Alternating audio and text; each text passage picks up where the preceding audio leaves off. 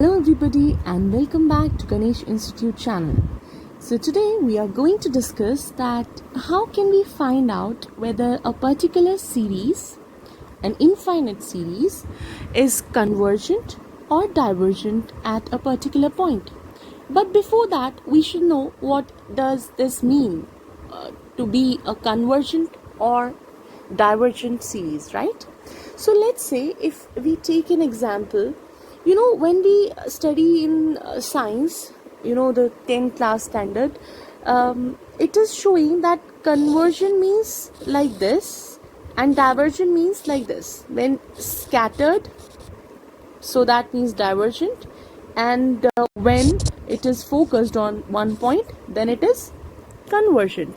So that means when you have something which is finite, when you have a series or a sequence as finite, then that would be a convergent series or sequence. And if you have anything infinite, then that would be a divergent.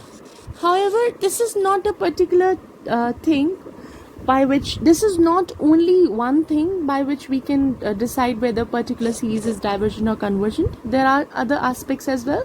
But if you see, let's say if you have a series 1, 2, 3 up to n. Okay, now if you need to remember, you have two terms, sequence and series.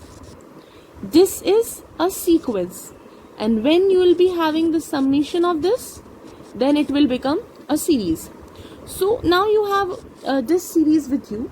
Let's say it is represented by fn or an or whatever. So the last term an is what? N here. So if you have, this is what we are having in terms of sequence. If we want to find out this summation of this series, that means summation of n, then what it would be? 1 plus 2 plus up to n. And this is summation of n natural numbers, which is what? N into n plus 1 by 2, right? So what you need to find out in order to find out whether the particular series is convergent, divergent, take summation of that series, take summation and find out the limit over infinity, whether that particular function or series or sequence to infinity is having finite term or infinite term as a result. So if we see the summation of un or an, whatever it would be, so limit n tends to infinity n plus 1 by 2, right? So if you substitute n as infinity here, infinity into whatever, this would be infinity. That means it is having infinite value. So if a sequence is having plus infinity or minus infinity as its value, then that would be a divergent sequence. Okay, what it would be? A divergent sequence. Similarly, if you take another example, let's say we are having 1 by 2, 2 by 3, 3 by 4.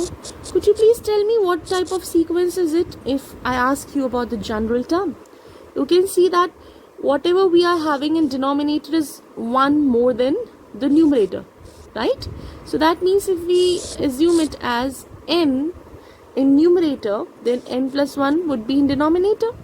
So again, find out limit n tends to infinity of this general term. Okay, now if I take n as common from denominator, so you see denominator is this.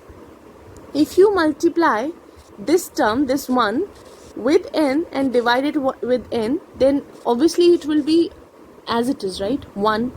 But what will happen in this case? We can take n as common from numerator, and what would be left? N into 1 plus 1 by n, right? So 1 plus 1 by n is here. N is cancelled with n, and we have limit n tends to infinity. So now if you substitute the value of infinity in n, so in the numerator we have 1 plus 1 by infinity is always 0. So what we are having? 1 as the final result. So because this term is finite, so that means finite means convergent. So this sequence is convergent sequence, right? Now sometimes we have oscillating sequence as well.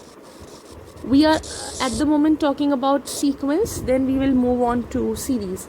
So in oscillating, as the term suggests, it will be moving to and fro, right? Just like this. So in oscillating, we are not having any unique term, any unique result. It will be varying, and it will keep changing. How? Let's say we have this example 1. This is a series when you are having different signs for this, right? So that means if you see this is going on, so you have either even term and odd term, right?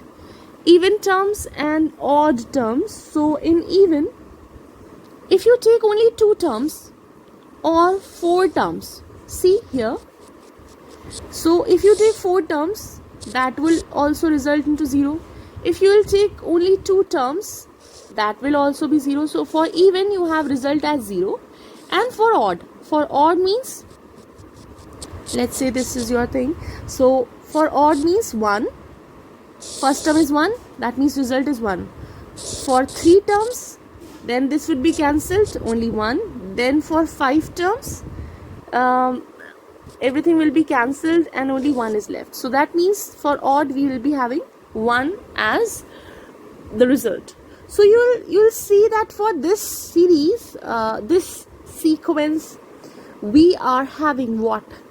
The oscillation between even and odd terms, and we are getting different results. So that means this is what? Oscillating series, right? So if you will see in this type of thing, in this type of series, you have fixed term. It is going finite, right? So this is what we are having, the limited thing. But when we have infinite series, and for that too, this is a sequence, we only know lower limit, right? We don't know its upper limit, upper value.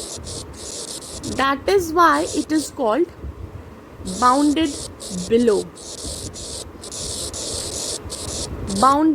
below sequence. Okay, when you don't know the upper limit, only lower limit is known. Whereas if you have, let's say, this type of series, so in this you will see this is the result -1, then you have -4, this is -9. Now the maximum value is -1. So upper limit is what? -1. That means it is bounded above. So when you have both of the sequence in a series, bounded above and bounded below, then that is called bounded sequence. Okay, that means, let's say for example, you have 1 by n with you as any series. Okay, you have this series with you. Now if you expand it, you will be having 1 by 1, 1 by 2, 1 by 3, and then up to 1 by n. Or if you see up to what? 1, this is 1 and it is 0.5. It is keep reducing. Then at one point we'll be having 0 at its lowest point, if it is positive sequence, right? So in this way we can say that its range is from 0 to 1. Now you have its lower limit as well as upper limit.